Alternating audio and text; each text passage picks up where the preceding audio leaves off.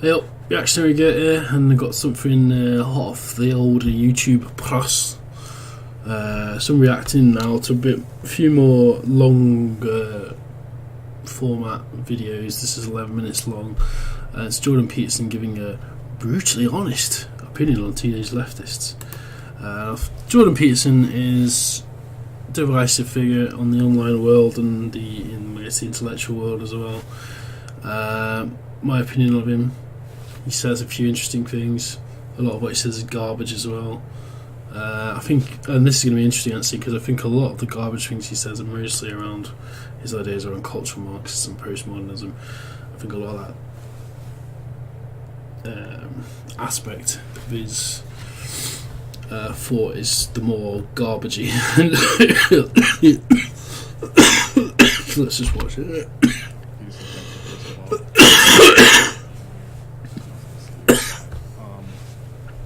I basically got into your works just earlier this year, and I had an original question that I would talk today, but I decided to change my mind. I was going to ask. Do you feel as though, would you agree with me in the sentiment that the left has pushed so hard for total control of our society over the last however many years?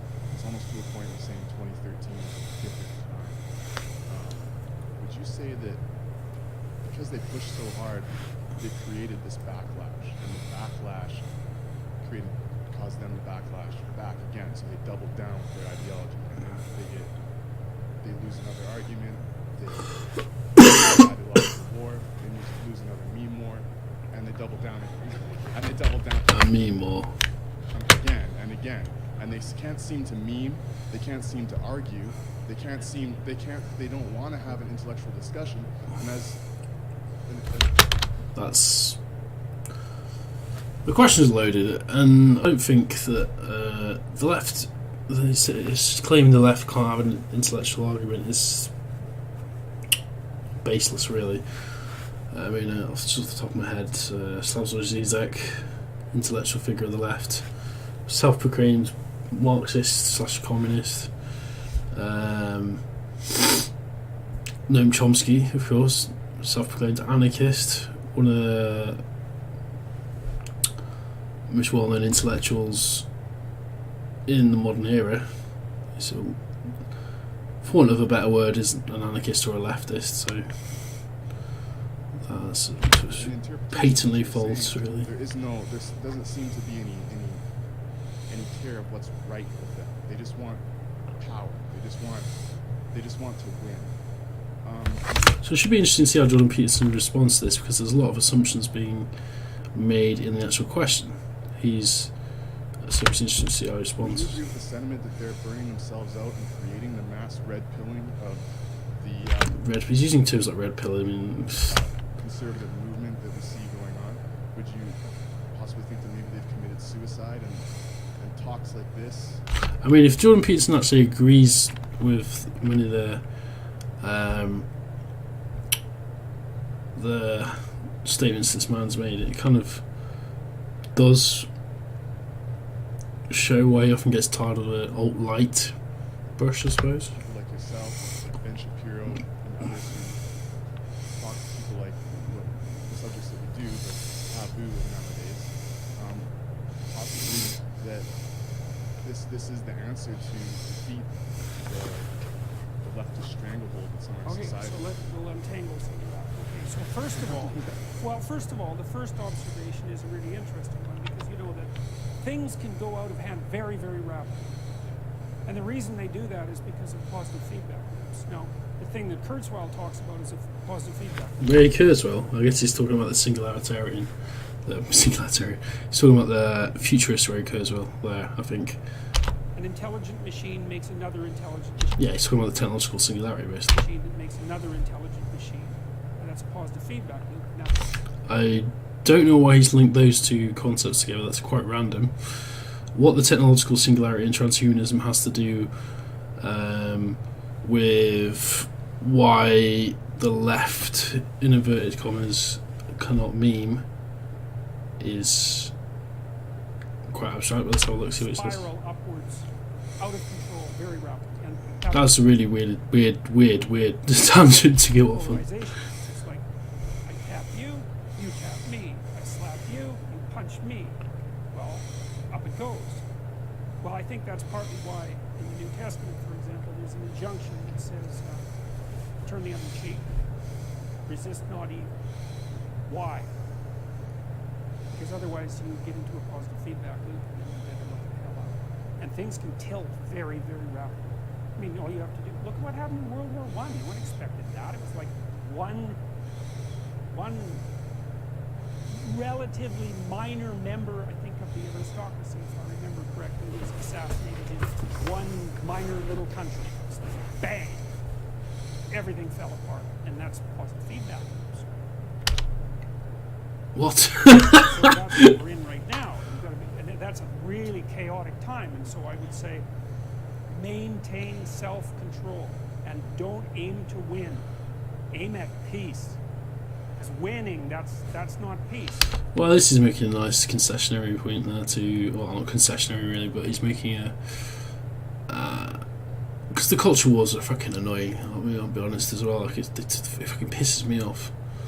I get wound up with how extreme both sides go. I'm not saying I'm a centrist. I'm not saying I'm a centrist. I'm pretty left really, but the culture wars are getting slightly ridiculous. Aiming for peace is obviously a good thing, but It's better to aim for peace.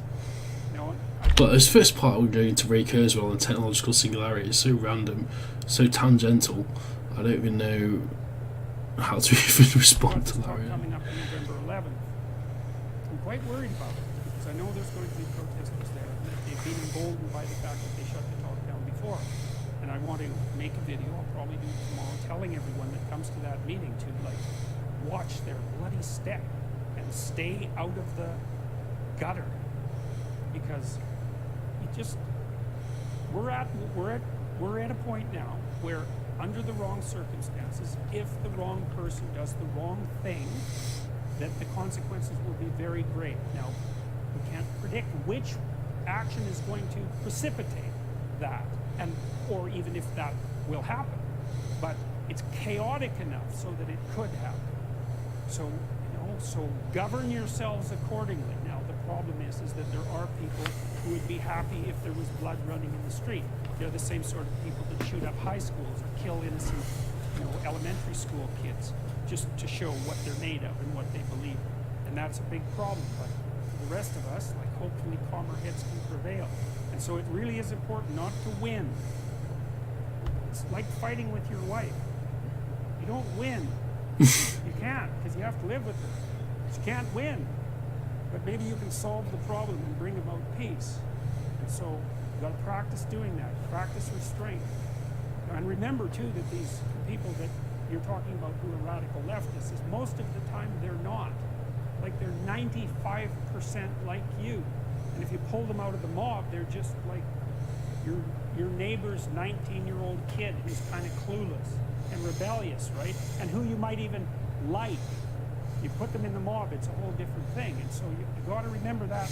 Well, I guess it's pretty much, he's obviously taken a psychological angle on this, since he's a psychologist. The idea of mob psychology, the idea of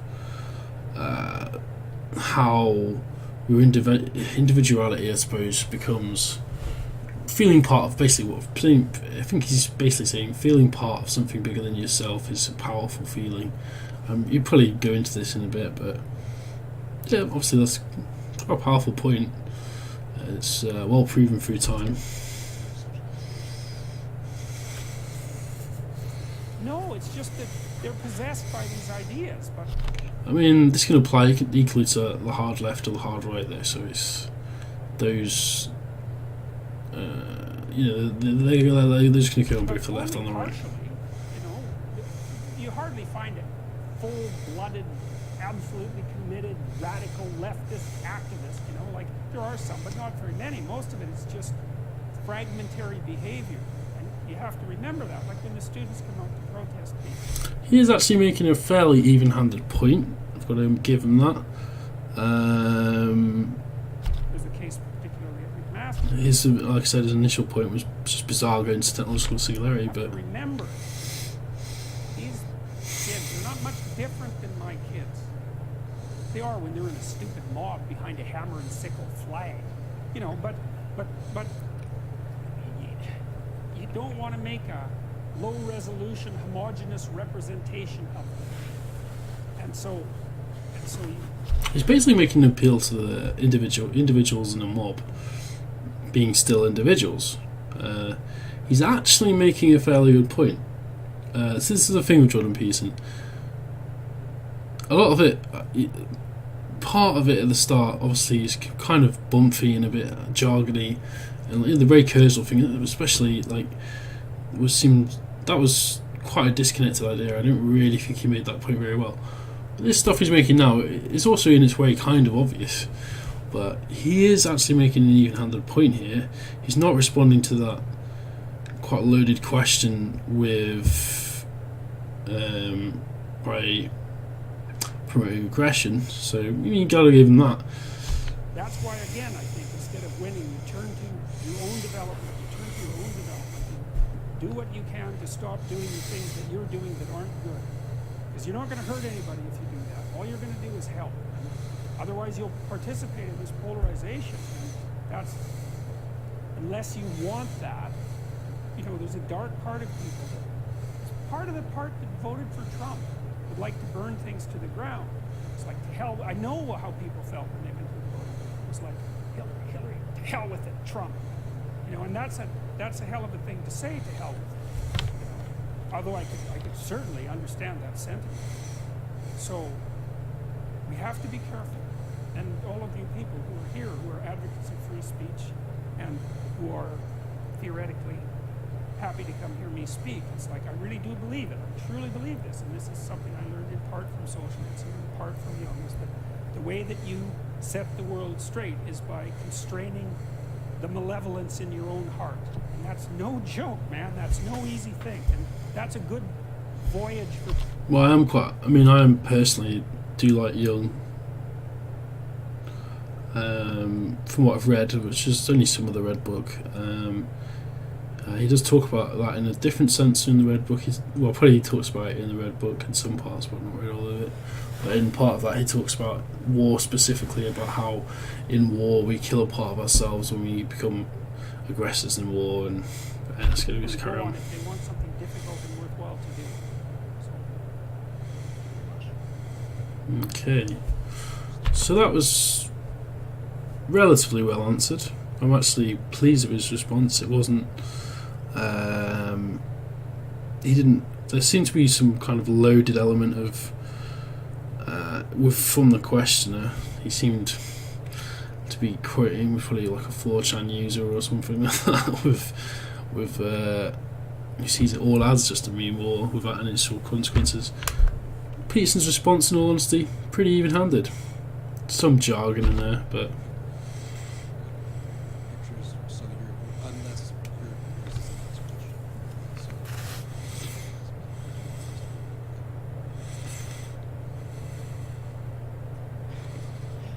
Hi, Dr. Peterson. Thanks for coming. My question is a little bit off topic from everything else tonight, but I really wanted to hear what you had to say about it. I work in President's Life here at UBC, and in the community where I am, we were recently affected by a suicide of someone who lived in our community, and I was upset about it, not just because obviously it's a horrible thing to have happen, but also because Res Life in the university, like they talk all this talk about like self-care and your mental health is so important to us, but then things like this still happen. So I wanted to know, like, if you think, like, what do you think the university should be doing to keep stuff like this from happening in the future? I guess this is the end of the teenage leftist bit, so I think I'll just turn it off there. So,